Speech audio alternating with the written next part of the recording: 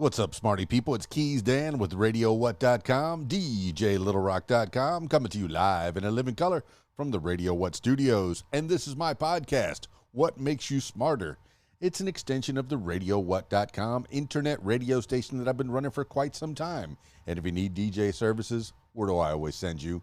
DJLittleRock.com. Also, if you'd like to tell your story or hear the stories of others, I encourage you to check out my other podcast, What Makes You Famous. Find it everywhere using the hashtag What Makes You Famous.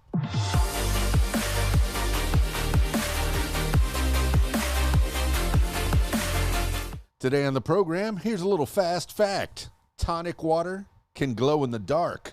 Tonic water is best known for adding a little bite to cocktails. Though it has a hidden talent, it glows when exposed to ultraviolet light.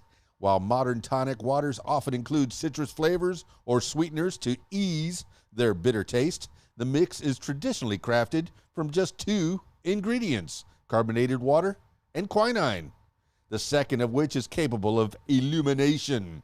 Quinine's ability to glow, technically called fluorescence,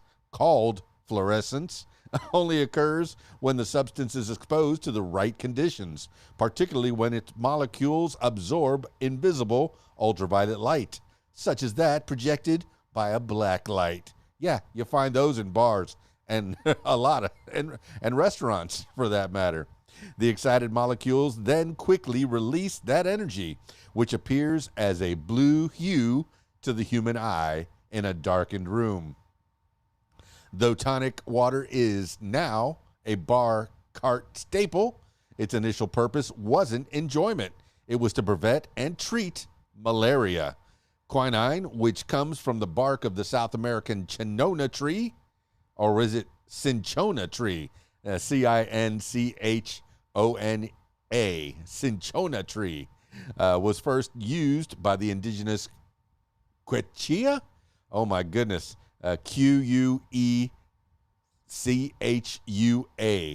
Quechua. I'm going to say Quechua people as a cure-all for for stomach ailments. By the 1600s, Europeans had documented its fever-reducing properties. In the 1700s, Scottish doctor George Cleghorn discovered it could also effectively treat malaria. As the only known treatment for nearly 300 years, quinine's bitter flavor was paired with water to create a tonic and distributed to British soldiers stationed in India and other malaria-prone regions. Some historians believe soldiers began adding the medication to gin and other alcohols to make the bitter flavor more palatable, eventually creating the gin and tonic drink we know today. However, other researchers suggest it wasn't until the 1860s that the classic drink emerged, served to victorious patrons at horse racing tracks in India. A little more tidbits of information. Numbers don't lie. Milligrams of quinine allowed in today's tonic water reduced to prevent side effects like nausea, 83. Cases of malaria diagnosed in the U.S. each year, mostly in returning travelers, 2,000. That's a big number. I didn't expect that high. Milligrams of quinine in prescription tablets used to treat malaria, 500 to 1,000.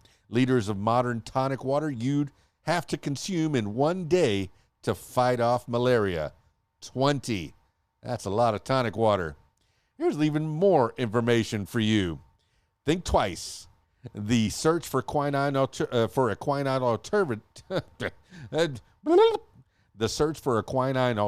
created the first synthetic dye. Quinine's legacy isn't just in the beverages we drink, but also in the clothes we wear. The medicine led one scientist to discover mauvine, a synthetic dye that lends its name to the shade of purple we called mauve. In the 19th century, getting a hold of quinine was costly, since the compound was only created from cinchona tree bark imported from South America. Some researchers, like chemist William Perkin, attempted to create bark-free synthetic versions. One of Perkin's attempts, using a chemical called aniline, resulted in a goopy, dark substance that didn't easily wash away. Realizing its staining abilities, Perkin patented the substance as the world's first synthetic dye, easier to use than natural dyes, and with the benefit of being more color fast. Shortly after his discovery, Perkin opened his own textile dyeing factory, helping to launch a fashion craze that featured his newly created hue.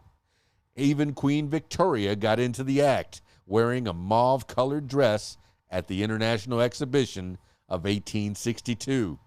Well, there's some fast facts for you. Tonic water can glow in the dark.